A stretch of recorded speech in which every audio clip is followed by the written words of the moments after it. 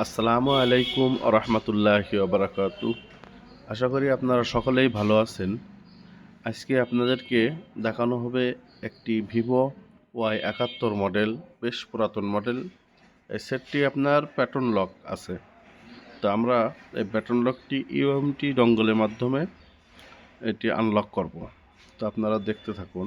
প্রথম আমরা সেটের ব্যাকসেলটি খুলে নিলাম। এরপরে আমরা স্ক্রুগুলো খুলিয়ে নিচ্ছি, কারণ এটি হলো টাচ পয়েন্টের মাধ্যমে আপনার আনলক করা লাগে। তো এর জন্য আমরা এই সাইডটা খুলে নেব। আপনারা দেখতে থাকুন। আমাদের এখন খোলা শেষ প্রায়।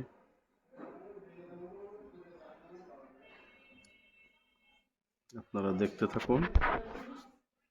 এখন দেখাচ্ছি যে প্যাটার্ন লকটা আছে, দেখেন আপনারা, এই যে প্যাটার্ন লক আছে, এটা ট্রাই করে হয় না। ব্যাস, এখন আমাদের ব্যাটারি লাইনটা খুলে নিয়ে এখানে টাচ পয়েন্ট ধরতে হবে আর কি। দেখতে থাকুন।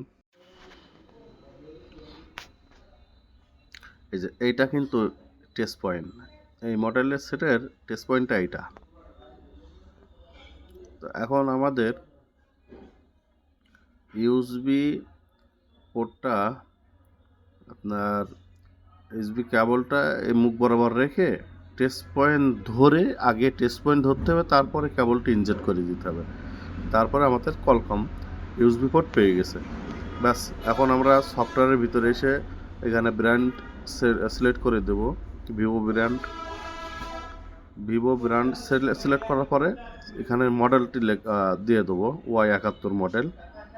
এই যে Y71 মডেল। ব্যাস, এখন এখানে ফরম্যাট রিসেট এই অপশনে এসে এখানে রিসেট লক ভিভো এটা দিয়ে এখানে একটা চাপ দিয়ে দেবো। ব্যাস, আমাদের কাজ শেষ।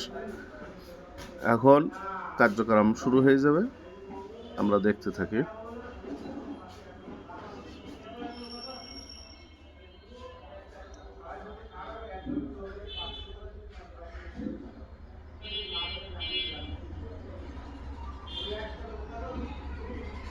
এখানে কিন্তু কোনো ডাটা নষ্ট হবে না। আমরা যদি শুধুমাত্র রিসেট করে দেই লকটা, তাহলে ডাটা নষ্ট হবে না। কাজ শেষ হয়ে গেছে আলহামদুলিল্লাহ। তা এখন আমরা অন করে দেখবো কি অবস্থা হয়।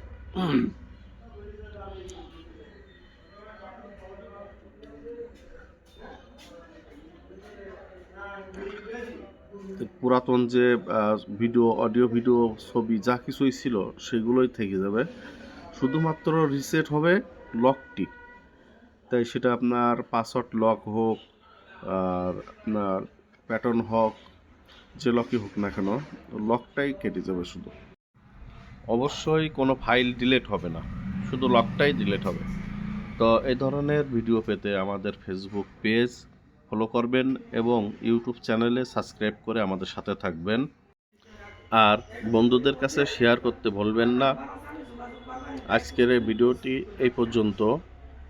আসসালামু আলাইকুম ওয়া রাহমাতুল্লাহি ওয়া বারাকাতুহু।